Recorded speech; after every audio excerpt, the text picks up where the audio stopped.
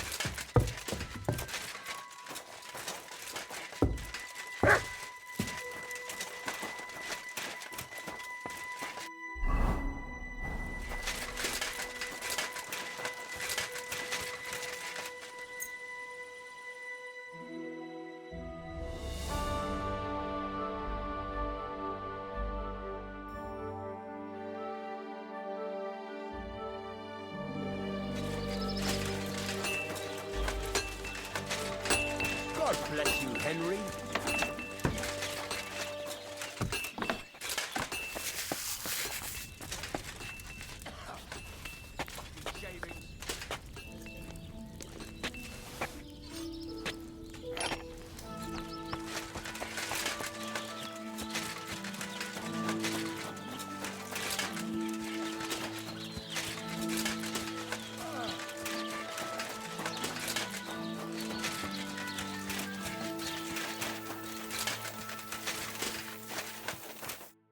Welcome.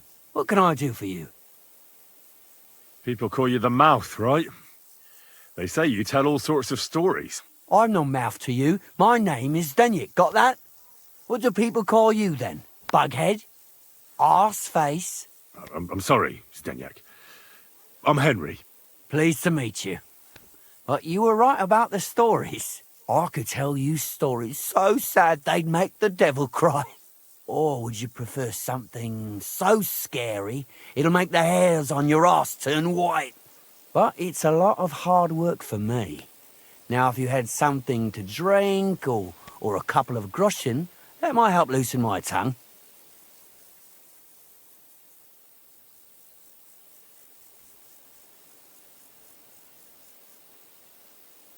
I know quite a few stories myself. How about a trade? A story for a story. All right, then. But if it's the one about the magic porridge pot, don't bother. I've heard it 100 times. And that story always leaves me feeling hungry. I know a romantic tale about a knight, his lady love, and 3 impossible tasks he had to undertake to win her heart. He had to bring her the sweetest wine, tame the wildest horse, and make a crown with the rarest gem. And then? What happened when he'd done all 3? The lady of his heart showed her gratitude by giving him the most precious thing she had. And I'm not talking about gold. Ho! A raunchy ending. That'll be popular with the lads round here. If I were you, I'd make it longer. To last a whole evening. Add a wicked stepmother, that sort of thing. It'll be a hit. And now, I'll tell you a tale in return. So what kind of story would you like to hear?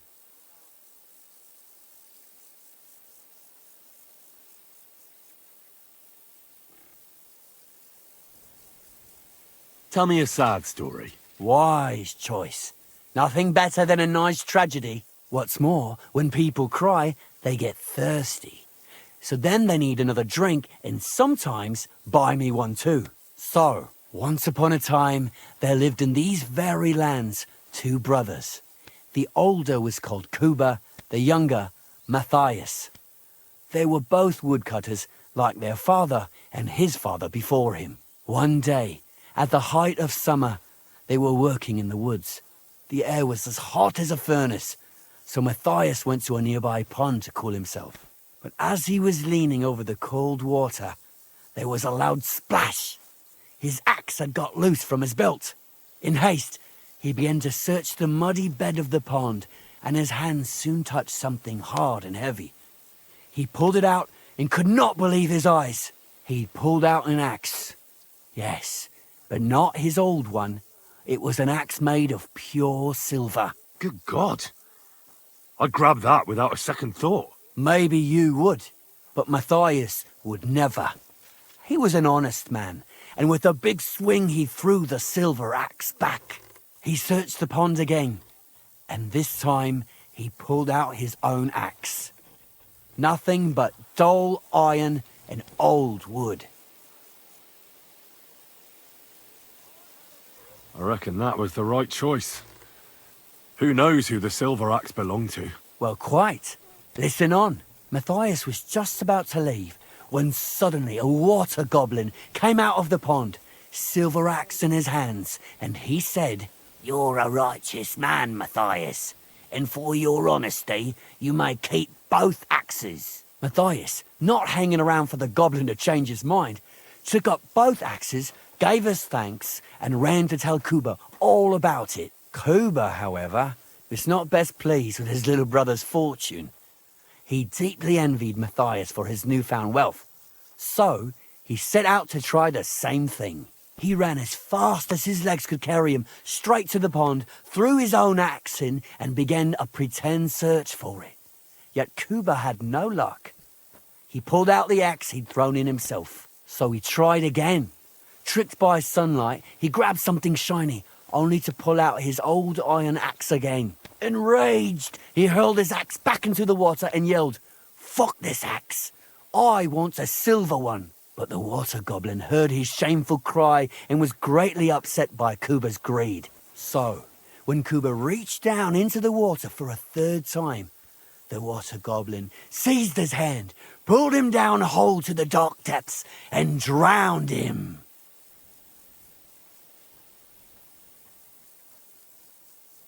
Oh, that's so cruel. I feel sorry for Kuba. Aye, and so did Matthias. He went to the water goblin and begged for his brother's body so he could take him home and bury him. But the path back from the pond led over a steep hill, and carrying the weight of the waterlogged body exhausted Matthias. He stopped to rest by an old oak tree, and he used a silver axe to cut off a branch that would serve as a walking stick. But it wasn't enough. Somehow, it was still getting harder to continue up the hill. Then Matthias realized it wasn't his brother's body that was weighing him down. It was the silver axe. The axe was the cause of all this trouble. So he started bashing the silver axe against a big stone with all his might, trying to destroy it. Yet no matter what, he couldn't even make a dent. With the last of his strength, Matthias climbed to the top of the hill. He knew he could go no further, so he found a pretty spot with a view over the valley and dug his brother a grave. There, he buried both his brother and the silver axe that had brought such pain upon them. His final act was to stick the oak branch in the ground by the grave. But lo and behold, the branch grew green leaves and became a tree. The locals have had no dealings with the water goblin since then, but some have had the bad luck to bump into him. And when you walk by the pier, where it all happened, you can still hear his chuckling. That was a very nice story. Story? What story? It's the truth. But why hasn't anyone gone looking for the axe then? Because it brings misfortune. Didn't you listen to me at all? Look for yourself if you wish. Rock Tower Pond isn't far from here. The Water Goblin's pier is somewhere among the reeds. But leave me out of it. I'm fine here with my drink. It was good to see you, my friend.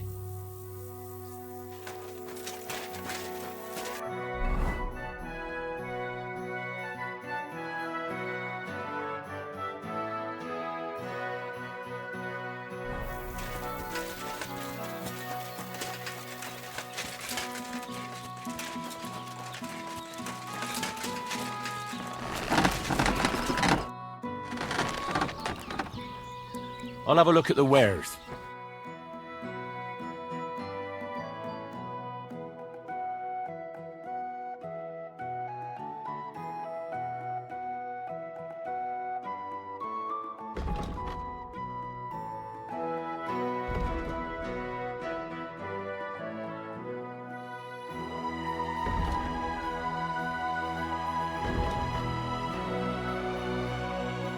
Oh well, what can you do? Farewell then.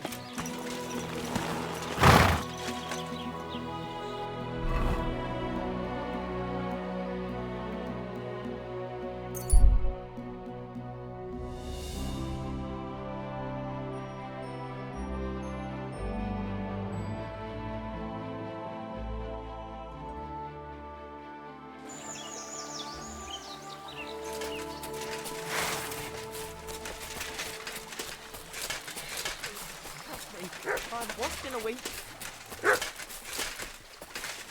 Kurwa! Someone call up!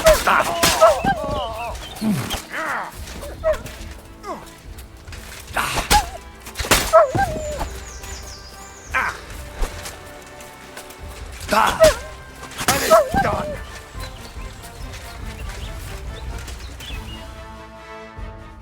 Holy shit. That was a close one. Thank you. I'd have been shredded to pieces if it wasn't for you. Jesus Christ. It was nothing, really. The main thing is you're safe. Nothing? No, no. I have to repay you for your bravery. Here, take it. It's not much, I know, but it's the best I've got. And thank you again.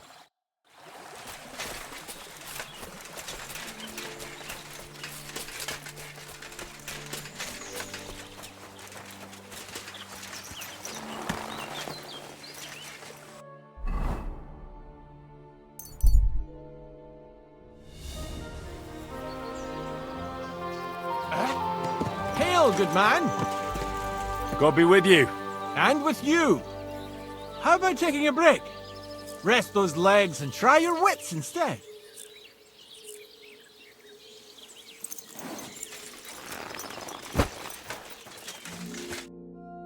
Come on, don't be shy. I won't bite.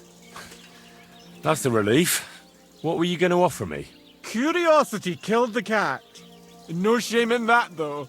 They call me Barley. You have a peculiar name. If I were ordinary, well, that's just another way of saying boring. And boring's not for me. So I wander the roads collecting my riddles, and if I meet anyone I find interesting, I'll happily work a riddle on them. A riddle? Very well. Let's hear it.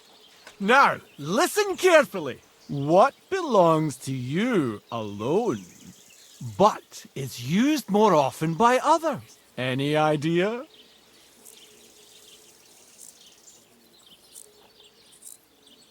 My name. That's right! You have a learned head on those shoulders. The robes of a priest would suit you better than a sword. They really wouldn't, I assure you. More's the pity. But down to business. I have a proposition for you. You deserve a reward for solving my riddle. Except, you've caught me flat broke. I can give you some of what little I have. Or teach you some of what I know. What'll it be?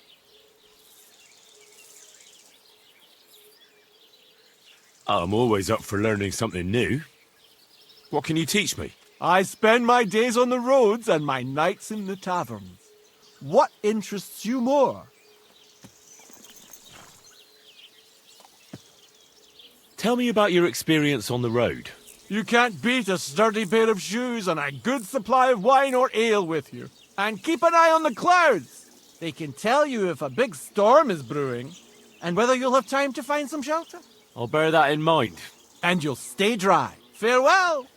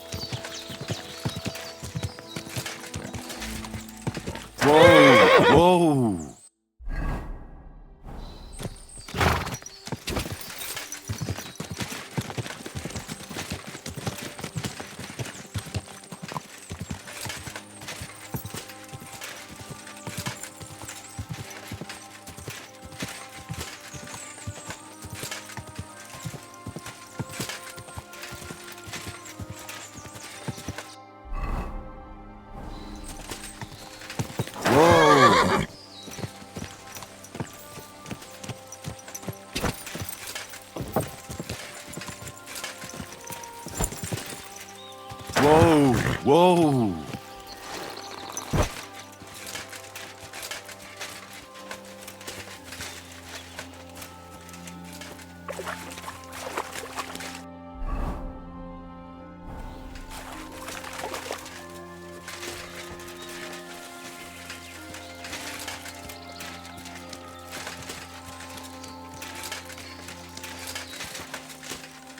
Could this be the pier from Zdeněk's story? He said Matthias carried Kuba's body up the hill from here, up to an old oak tree.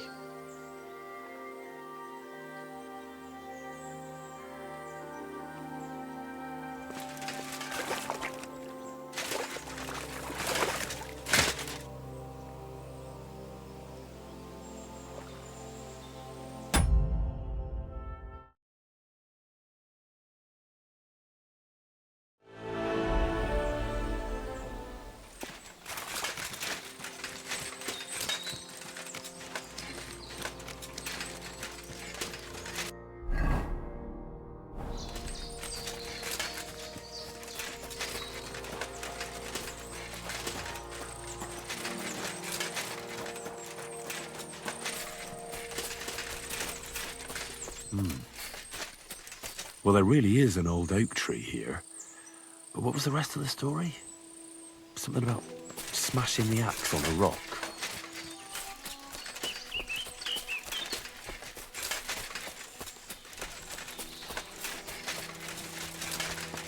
This could be the rock from the story.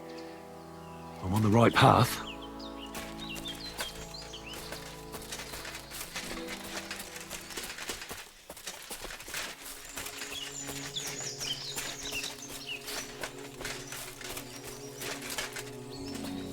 A grave under the tree, overlooking the valley. This must be where Kuba, Matthias's brother, is buried, together with the silver axe.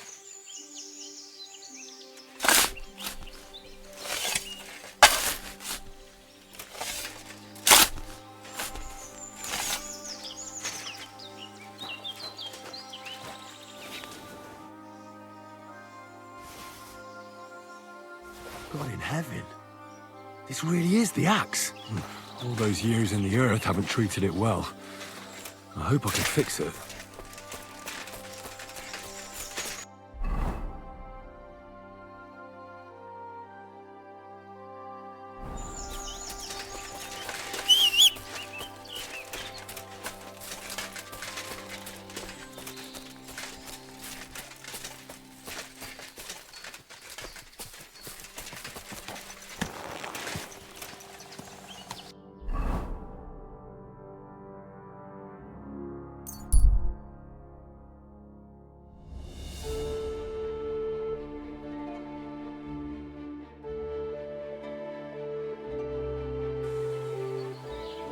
I'll have a beer.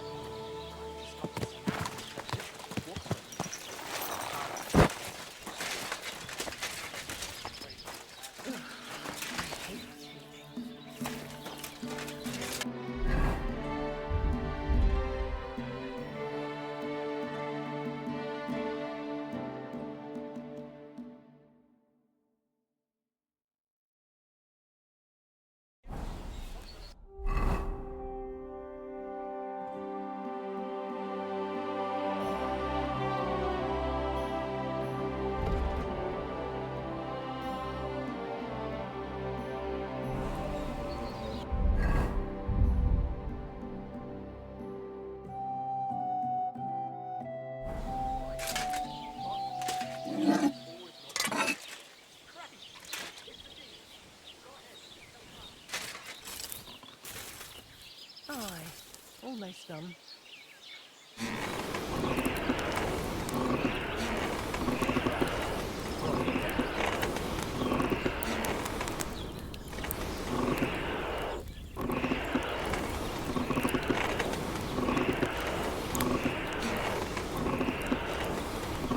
Henry, good to see you.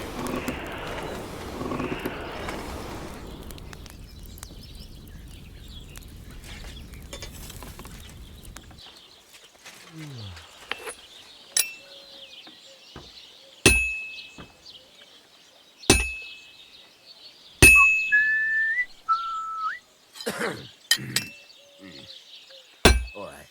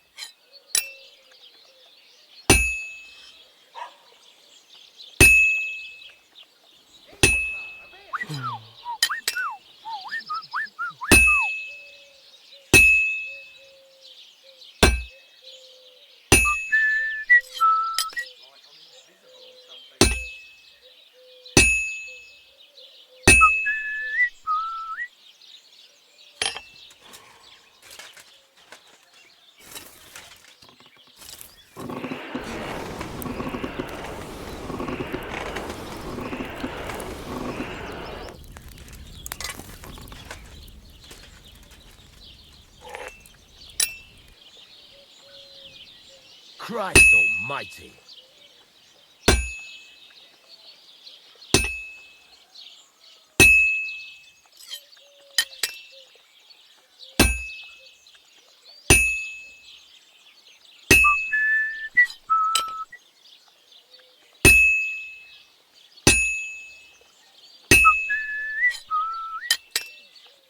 This'll take a bit longer.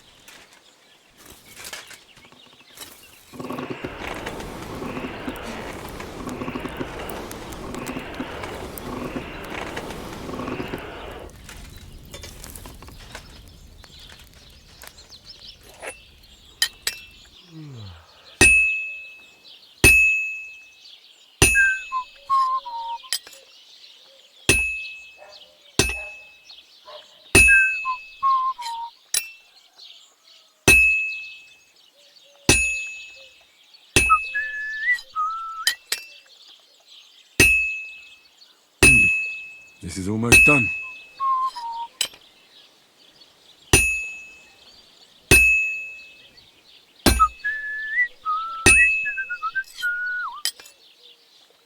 And that's that.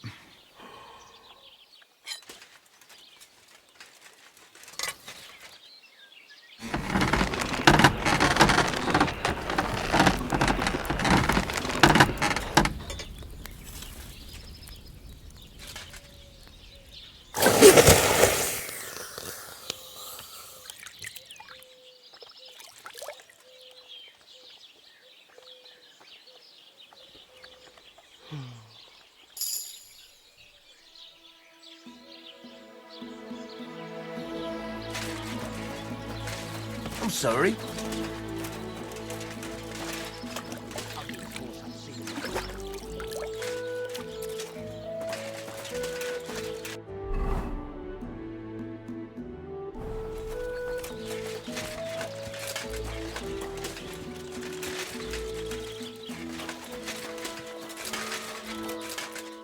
Good afternoon. I found the water goblin's silver axe. What do you mean? What axe? The one from your story. Two brothers, a silver axe, a water goblin. One brother got the axe, the other got drowned. You know. Wait, so you actually found it? Do you have it? I have to see it. Here you go. It's not possible. Where did you find it? I just followed your story. I found the pier by the rock tower pond, then went up to the old oak tree, then the big stone beside the road. Doesn't really look like a woodcutter's axe. Are you sure this is really it? But you didn't say it was a woodcutter's axe. You only said the water goblin's axe was silver. I did, but still. In all the years that story's been told, everyone thought it was just a fairy tale for children. It has 4 different endings nowadays. When Johann and Jaleov tells the tale, it's about 2 sisters, and the water goblin grants one of them a pair of silver slippers. The other sister was jealous, but she didn't bother with the water goblin. She found her sister straight away and pushed her off a cliff in Apollonia. It's the same story, but Johann gave it some extra colour. Best not go looking for the slippers too. Although, with your luck. Good day. Take care, Henry.